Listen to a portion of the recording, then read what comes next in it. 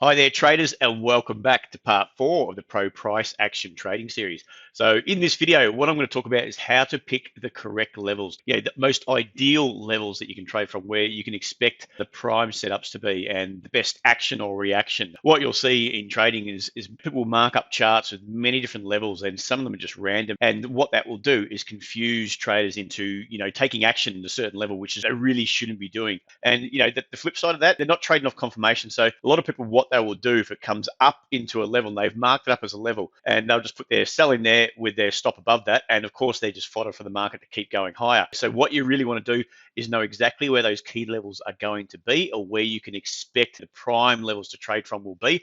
And then step 2 basically is to trade with confirmation off those levels. You wait for it to prove itself, and then you can jump in. What I'll do now is just go through a couple of charts. You can apply this to whether you're trading shares, whether you're trading commodities like gold, oil, whether you're trading the indices, which I trade a lot of, or your currencies. We're going to look at an example on the Aussie dollar, the US Tech 100, gold as well. So stick around and let's get into it. All right, let's kick it off. We've got the Aussie dollar, spot Aussie in front of us. I'm going to look at the 5-minute chart for each of the 3 examples. And then what I like to do, I might set up my charts, my price action with my 30-minute charts. Then I'll go down to the 5-minute chart to get my proper zones. And then I might trade off the 1 minute for the entry signal. But ideally, I'm marking up my 5-minute charts for the key levels I want to trade if I'm day trading or intraday trading. But I apply the same tactics if I'm, swing trading. It might be over a couple of days. But ideally, it's just intraday trading. I'm on the 5-minute chart, and then I'm using the 1 minute for entries. When I'm trying to determine a zone, I would say I wouldn't call them an exact level. I think that's wrong. I don't point it out as, for the Aussie, for example, I'm not looking at 67.40 exactly. I'm looking at 67.40 as a zone. It might be just above or just below. I don't really care, because it can trade into that level, trade through it, down through it, and come straight back up again.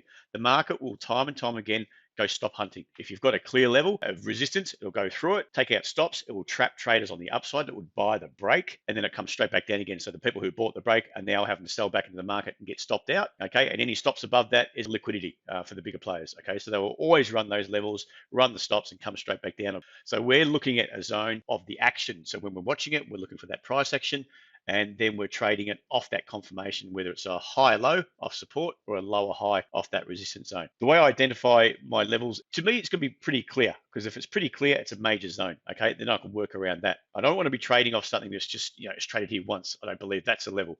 Okay, this one, potentially yes, because you've got 1, 2, 3, 4 touches, flush through, and come straight back up again. And then somehow, if I can get a trade off that, off my lower time frame 1 minute, then great. So if we go through and we take a look at that, if you extend this level out, which I think is quite a clear level, you've got one, we've got this lower high in here, which led to this move down. Let's come back up and retest it, fail off it, and that, again, took out some stops, fail off it again, come back up, push down, high low in here, straight up through, tested it here, back through. So you can see it's traded there quite a few times. So it's quite a clear level. If we're looking across to the left, you've got this zone in here, which is traded through a few times.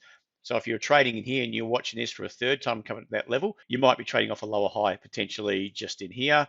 Okay, if you're trading off this level, you can see it touched 1, 2, 3. You're watching some confirmation, and ideally, if I'm trying to sell, I'm trying to sell below those EMAs. I'm trying to trade in here off my 1 minute chart. Somewhere in here, the same somewhere in here, potentially off here, below on my 1 minute chart after it's reacted off there. And if I do see this kind of action, a flush through the level, 1, 2, 3, flushes the level, comes down. That sort of setup for me is prime, because it's flushed it, it's trapped some buyers on the top side who've tried to buy the break, target some stops, and it's come back down again. So you can imagine two things. If people who've sold it here, they've got stopped out and it's come back down, they've realized they're right, they have to try again, and they're going to be chasing that market down. Now, people who bought that break are going to be chasing that market down. So if you can get on the right side of the action and it starts to accelerate in your favor straight down, that's the exact trade you're looking for, okay? And that's going to happen off those prime areas. So you've got something like this.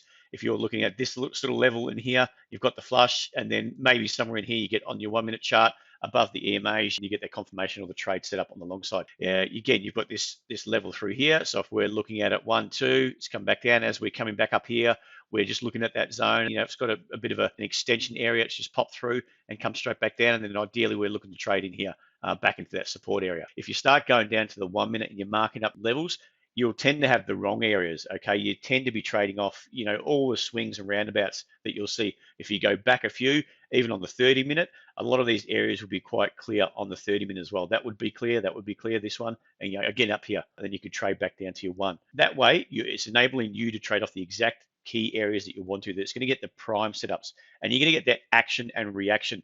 And one of the most important things, if you've got, say, for example, if you're looking to trade into that zone, or you've marked up that zone, you've got a big move up into there. So you've got a lot of buys stacked up. So you do know that if it does give you some confirmation to the downside, there's a possibility that those longs have to unwind and you're getting a good short on. Okay, same in here. You've got all these buys being stacked up in here and here, potentially up here as well. They've got it wrong. They all have to bail and get out. Let's get on to the next one now. We'll get on the US Tech 100.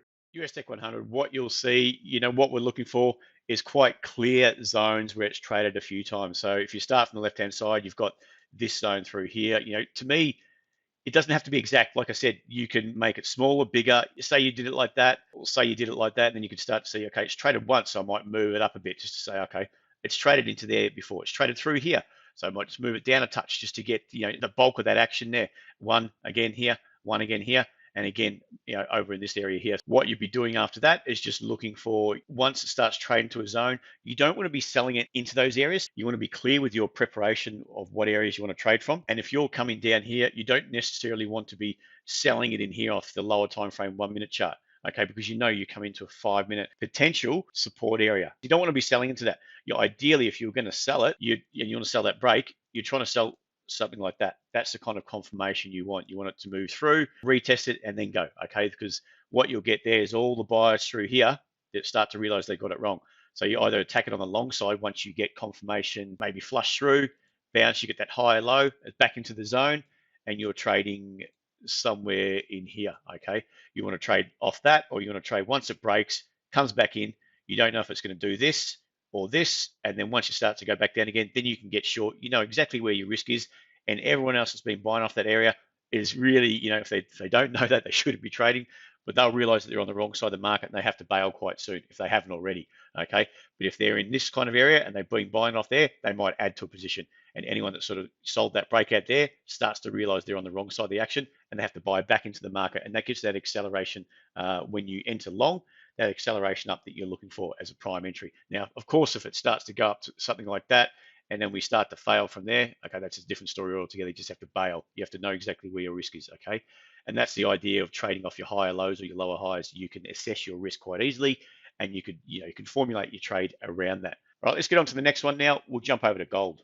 Spot gold here, and I'll just show you a trade that I put up into our Discord channel earlier today on a short, and what I was looking at when I was deciding whether or not this is worthwhile. You can see quite clearly you've got all these highs up here, and if you just start to go across the left and just draw a broad zone, you can refine it a bit later on. You can see it's traded at this level here. It's somewhere around 1705 to 1710. Okay, this zone through here, it's traded up there before, reacted down off there quite a few times with a little minor double top. Then we got this lower high. That's prime, trading to that area short. Okay, then it's gone all the way back up, failed just below it, failed again, little inside level here. Then we've gone up a bit higher, we traded into that same zone. Okay, so just because it failed here doesn't mean you're going long in here, because we're not exactly in that zone. If it was failing in here, you shouldn't be going long up here. You should be looking for potential shorts. Okay, you should already be long if you want to be potentially off this area, long somewhere just above the EMAs. Okay, and trying to front run. Then if it starts to fail here, then you bail on your long, take a small gain, and you call it a day. Okay, you can see, from there going across to the right, it's come down, it's come back up into that area, a little minor double top. That's what we've got, something like that up here. Then we've got, sort of a retest. So you can see, you could say that's twice, but one time there, we've got a big reaction down. Again in here, again a bit higher in here before we got a reaction down, and again in here before we got a reaction down. So it's quite a clear resistance zone. There's someone there willing to sell it. Okay, so what we're looking for, entries on the short side, potentially in here, could have been a little area off the 1 minute chart. You sort of go into these support areas. You've got a bit of a run on here off the 5 minute chart. You've got some nice zone to trade short into off this area. As you know, that a lot of the buyers that have been buying it through this sort of cup area are going to have to bail and get out. You've got, again, another opportunity here, and you can see it starts to move down and unwind a lot of these longs until it runs out of steam. Okay, and when it runs out of steam, we're looking for the opportunity to close it. So the trade that I was looking at today, I'm just sort of looking, we'll just clear that up. That's the major resistance zone. Then we've got an area through here, quite broad, okay? It's traded into there, reacted up off that level, sort of in here, which is the reverse of what we spoke about up here. It's traded down through there, reacted off there. So you can see down through, retest, fail, and it comes straight back down again. So, that's quite a clear area where sellers that continue to, jump in there. And now we're getting this, starting to get this reaction here. So it's about here, I was saying short. We're just looking for that shoulder.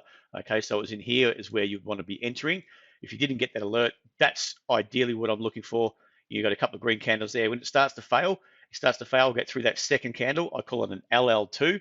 I've got videos put out of that in the YouTube channel. Take a look around. LL2, once it starts to fail, a couple of red candles, takes out the previous 2 bars on the upside there, takes out those 2 lows, starts to head south.